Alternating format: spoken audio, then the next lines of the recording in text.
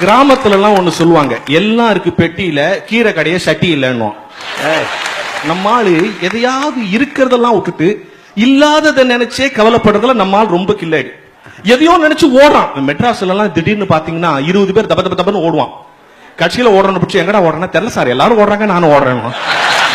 சரி, நீ முன்னால ஓடுறவனை பிடிச்சி எங்கடா ஓடுறேன்னு கேட்டா தெரியல சார், எல்லாம் ஓடி வராங்க நானும் ஓடுறேன். அது முன்னால ஓடுறவனுக்கு தெரியல, பின்னால ஓடுறவனுக்கு தெரியல, ஓடி இருக்கிறான்.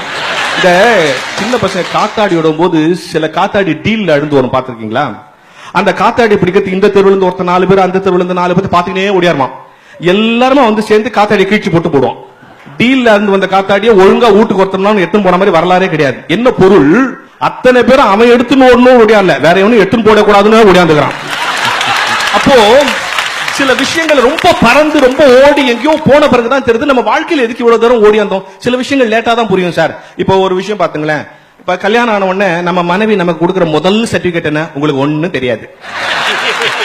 கை வீட்லயே அப்படித்தானா? இல்ல, கை தட்டுறத பார்த்தா இவங்க நிறைய பேர் அதே மாதிரி சர்டிபிகேட் வாங்கிருக்காங்க. அப்படி சொன்ன பிறகுதான் நமக்கு தெரியுது கல்யாணத்துக்கான டெபினிஷனே அன்னைக்குதான் நமக்கு தெரியுது. கல்யாணம்னா என்னன்னா என்னமோ பெருசா தெரிஞ்சுக்க போறதா நினைச்சு கல்யாணம் பண்ணி நமக்கு ஒண்ணுமே தெரியாதுங்கிறத தெரிஞ்சுக்கிறதுக்கு பேர் தான் கல்யாணம். நம்ம வாழ்க்கையில திருப்தி, நம்ம வேலையில திருப்தி, நம்ம சார்ந்து இருக்கிற ஊர்ல திருப்தி, நமக்கு கிடைச்சிருக்கிற அவைலபிள் ஆப்பர்ச்சுனிட்டியில திருப்தி அடைகிற பழக்கம் கிடையாது. இப்ப கண்ணாடி முன்னால நிக்கிற எல்லாருமே என்ன நினைக்கிறான்?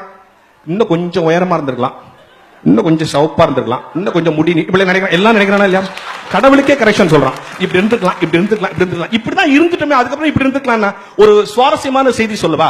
மனிதன் என்று சொல்கிறார்கள். இப்ப கீழே பாதம்ன்றான். நான் ஒரு அடி எடுத்து வச்சா மலையினுடைய அடிவாரத்தை அடின்றோம். அப்புறம் அடுத்தது கால். உடம்ப 4 துண்டா போட்டா இது கால் பகுதி, அதனால இது கால். கீழே வந்த உடனே முதல்ல முட்டுது, இது முட்டி. அப்புறம் இது அரை. உடம்ப பாதியா வெட்டினா இது அரை. இந்த அறையில கட்டுற கயிறுக்கு பேர் தான் அரை நான் கயிறு. அததான் நம்மளால அண்ணா கவரும் இந்த அறையையும் இந்த காலையும் தொடுக்கிற பணியை செய்வதால் இது தொடை. அதுக்கு மேல வயிறு. வர்றதெல்லாம் கொஞ்ச நேரம் இங்க இருக்குது, வா இரு, அதனால இது பேர் வயிறு. இது கழுத்து. இந்த உடம்பையும் இந்த தலையும் இழுத்து கட்டி வச்சிருக்கு, கழுத்து. இது முடி. இதுக்கு மேல ஒண்ணும் இல்லை, தோட முடி, அதனால இது பேர் முடி. கடவுள் கட்சிதமா தான் நம்மள பச்சிக்கிறான். நாம தான் அவனுக்கே கரெக்ஷன் சொல்லி உட்காந்து. இப்ப எல்லாம் கேட்பாங்க, அதெல்லாம் ரைட்டு, நீங்க சொல்றது ரைட். அப்ப நாங்க முன்னேறக்கூடாதா? நாங்க முன்னேறணும்னு ஆசைப்படுறது தப்பு இல்லையா? நாங்க வாழ்க்கையில் இப்படியே இருக்கணும்ன்றியா, அப்படியே பிறந்த மாதிரி இருக்கணும்ன்றியா, வாழ்க்கையில முன்னேறக்கூடாதான் கேட்பாங்க. முன்னேறணும் தான். பயணப்படுவது வேறு, பதட்டப்படுவது வேறு. ஒன்றை நோக்கி பயணப்படுவது என்பது, அதுக்காக பதட்டப்படுவது என்பது. வாழ்க்கையில என்ன சார்? நல்ல வீடு எது? நல்ல வாழ்க்கை எது? கடன், பகை, நோய், இந்த மூன்றும் எவன் வீட்டில் இல்லையோ அது நல்ல வீடு. கடன் வரக்கூடாது, என்ன பண்ணணும்? நல்லா உழைக்கணும். பகை வரக்கூடாது, என்ன பண்ணணும்? எல்லாரையும் நேசிக்கணும். நோய் வரக்கூடாது, என்ன பண்ணணும்? சாப்பிடுறதுக்கு முன்னால யோசிக்கணும். பதட்டப்படுற அவசரத்துல என்ன ஆயிடுது? நீங்க ஆளா பறக்கிறதுனால உங்களுக்கு கடன் வருகிறது, கடனை அடைக்க முடியாதனால் பகை வருகிறது, ரெண்டுத்தையும் நினைச்சு நோய் வருது. இதெல்லாம் தேவையா? என்னைக்கோ நடக்கிற பளபளப்புக்காக போய் அன்னாட வாழ்க்கையில் இருக்கிற கலகலப்பு இழந்துடக்கூடாதுன்னு தான் நாங்க சொல்றோம். நம்ம பெருசா சாதிக்கணும் ஒண்ணு வேணாம் சார். மழை பெஞ்சிச்சு மெட்ராஸ்ல, பெருசா பங்களா கட்டலாம். 10 வருஷமா பக்கத்து வீட்டுல இருந்தவன மொட்டை மாடியில மீட் பண்ணிக்கிறாங்க. ஹலோ, நீங்க இங்கதான் இருக்கீங்களா? நானும் இங்கதான் இருக்கிறேன். நீ 10 வருஷமா பக்கத்து வீட்டுக்காரனே தெரியாம வாழ்க்கை என்ன வாழ்க்கை? என்ன பெரிய வாழ்க்கை? யோசித்து பாருங்க. எங்கேயோ போய் சம்பாரிச்சு பாஸ்புக்ல இருக்கிற பணத்தை எல்லாம் கொட்டி இங்க ஒரு வீடை கட்டிட்டு அதுல வசிக்க முடியாம அந்த வீட்டை பேஸ்புக்ல பார்த்து உட்காந்துக்கிறான். இது தேவையா? யோசித்து பாருங்க சார். நாளைய பற்றி நம்பிக்கை தான் வாழ்க்கை அவங்க சொல்லுவாங்க. அதே மாதிரி நாளைய பற்றிய மர்மமும் வாழ்க்கை சார். நாளைக்கு என்ன நடக்குன்னு தெரியாது. இன்றைக்கு வாழ்க்கை நிஜம். நமக்கு சில விஷயங்கள் உண்மையே தெரியாது, தெரியக்கூடாது, தெரியாம இருக்கிறது தான் நல்லது. ஏன் மீசை முளைக்கிறது? ஆணுக்கு தெரியாது. ஏன் பெண்மை பூக்கிறது? பெண்ணுக்கு தெரியாது. ஏன் பற்கள் முளைக்கிறது? மடலைக்கு தெரியாது. ஏன் மரணம் அழைக்கிறது? முதுமைக்கு தெரியாது. ஏன் மனிதன் அழுகின்றான்? கடவுளுக்கு தெரியாது. கடவுள் எங்கு இருக்கின்றான்? மனிதனுக்கு தெரியாது.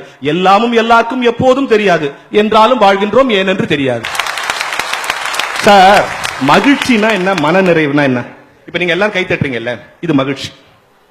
இப்ப இந்த கூட்டத்தை விட்டு வெளியே போகும்போது அந்த பட்டிமன்றம் போனோம், நல்ல விஷயம்லாம் சொன்னாங்க, கரெக்ட் தான், அவங்க சொன்னதெல்லாம் வாஸ்தவம் தான், ஆமாமா அதை நான் கூட அதை ஒத்துக்கிறேன் அப்படின்னு சொல்றீங்களா, அது மனநிறைவு. இந்த மகிழ்ச்சி மறைஞ்சிரும், ஆனா அந்த மனநிறைவு நிலைக்கும். ஆகவே கடவுள் எனக்கு இது கொடுக்கல, அது கொடுக்கல, இவ்வளவு பெரிய வாழ்க்கையை கொடுத்திருக்காரு, இது போதாதா? இந்த வாழ்க்கை வச்சு மேல திருப்பி திருப்பி வாழ்க்கை கொடுப்பாரு. இப்ப யாரையாவது மேடையில கூப்பிட்டு உங்ககிட்ட எல்லாம் என்னென்ன இல்லைன்னு சொல்லுங்க, கடகடன்னு எல்லாரும் சொல்லிடுவீங்க. என்னென்ன இருக்குன்னா கொஞ்சம் யோசித்து தான் சொல்லுவீங்க. ஏன்னா இல்லாத விஷயங்களை நினைத்துக் கொண்டே இருக்கிற நாம் இருக்கிற விஷயங்களை இழந்து விடுகிறோம் என்பதுதான் உண்மை. எனவே கனவில் வருகிற ஆப்பிளை விட கையில் இருக்கிற நெல்லிக்காய் நிஜம்.